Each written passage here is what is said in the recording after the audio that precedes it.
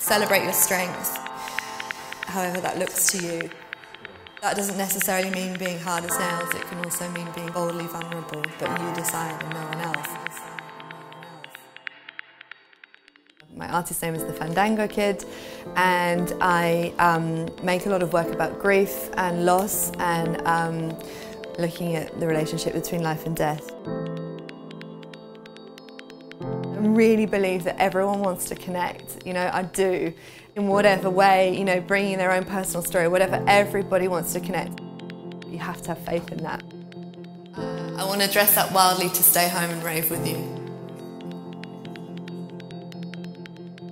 It kind of started as, it's a means to process very heavy grief. The first work that I was doing, I didn't really show it to anybody, I just put it up on the street, and it was kind of anonymous as well.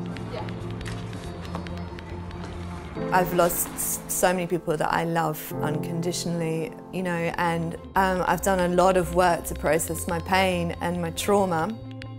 I kind of write a lot, I read a lot, I meditate a lot, I run a lot, I have all these, dance a lot by myself, I have all these rituals, and then I come back and I kind of tell them in a graphic sense. And I'm really interested in working with colour and colour mapping emotion as well, which is what I'm starting to do at the moment.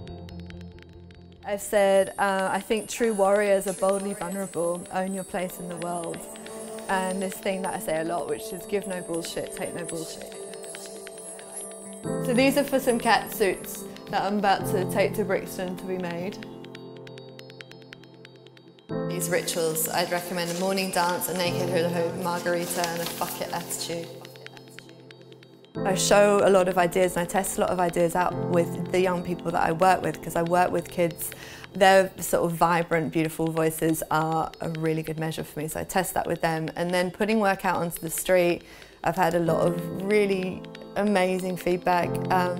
It kind of creates a platform for other people to bring their stories, and that's just been truly humbling, and I feel so honoured that people have shared their tragedies with me, or their losses, or their pain, and that's what I want to do. I had an enormous loss of family in 2011, and then later another loss. So I really look at how I navigate the world, really having lost everything that I know and everything that sort of brought me into the world, and how to make that accessible, particularly to young people, in a really broad sense.